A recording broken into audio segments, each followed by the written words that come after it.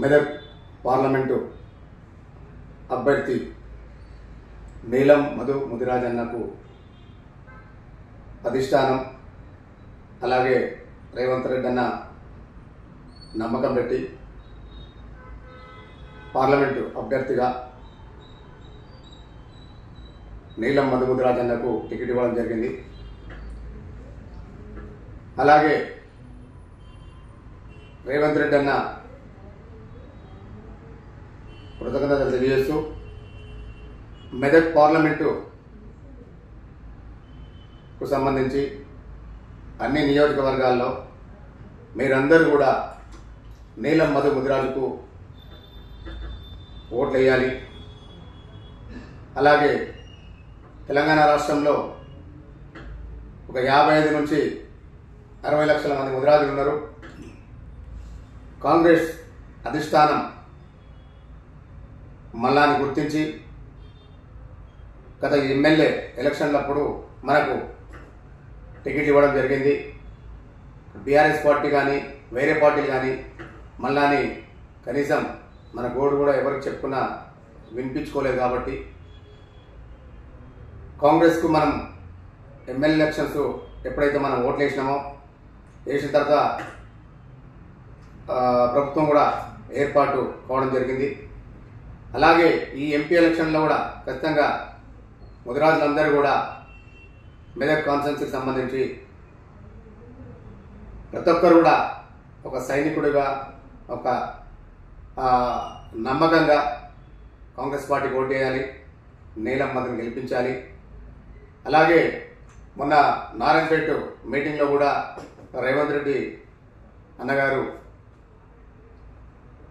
ముదిరాజులంటే ధైర్యం, ముదిరాజులంటే ఒక నమ్మకం, ముదిరాజులంటే ఒక మంచి ఆలోచన కలిగిన వాళ్ళు, ఖచ్చితంగా ఎవరైనా నమ్మితే ఆ నమ్మిన వాళ్ళకు ఖచ్చితంగా ప్రాణాలను అడ్డం పెడతామని చెప్పేసి అని అంటూ ఉంటారు.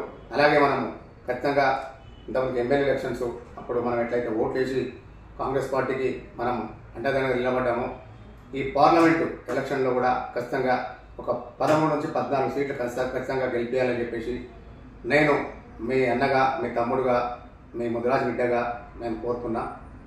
అలాగే నీలం మధు అనే వ్యక్తి ఆయన కష్టపడి సంపాదించుకున్న డబ్బులు, చాలామంది డబ్బులు ఉంటాయి కానీ ఖర్చు పెట్టే మనసు ఉండదు. కానీ నీలం మధు అనే వ్యక్తి ఎన్నో సేవా కార్యక్రమాలు స్వచ్ఛందంగా కళ్ళు లేని వాళ్లకు, గుడ్డి వాళ్లకు, గూడి వాళ్లకు వెహికల్స్ కానీ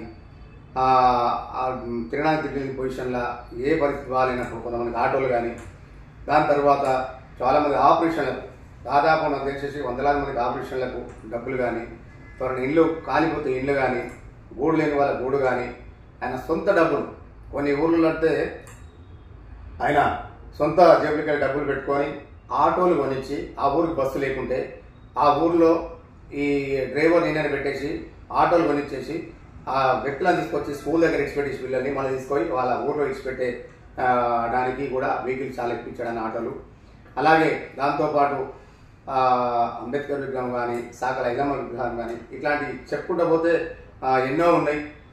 ఏ పదవులు లేనప్పుడే ఒక చిన్న గ్రామానికి ఒక సర్పంచ్గా ఉన్న వ్యక్తి ఇన్ని కార్యక్రమాలు చేసినంటే ఇప్పుడు ఖచ్చితంగా ఈ పార్లమెంట్ ఎలక్షన్లో అన్నను ఎంపీగా గెలిపిస్తే మెదకు ప్రాంతానికి కూడా అన్ని రకాలుగా ఆయన ఎప్పుడు అన్న అంటే పలికే వ్యక్తి అయినా ఖచ్చితంగా మీరందరూ కూడా భారీ మెజార్టీతోన నీలం మధు ముదిరాజు గెలిపించుకుంటే ఎస్సీ, ఎస్టీ, బీసీ, మైనార్టీలు అలాగే బహుజన బిడ్డ ఆయన కూడా అందరం కలిసి ఒక బీసీ బిడ్డని మనం గెలిపించుకుంటే ఖచ్చితంగా ఆయన ఇంటికి 1 గంట రాత్రికి పోయే ఇంటికి దర్వాజా కొడితే ఖచ్చితంగా వాళ్ళ ప్రాబ్లం, వాళ్ళ సమస్య ఏమన్నా ఖచ్చితంగా ఆయన తెలుసుకొని వాళ్ళకి న్యాయం చేయడానికి 100% ప్రయత్నం చేసే వ్యక్తి ఎవరన్నారంటే నీలం మధు ముదిరాజ్.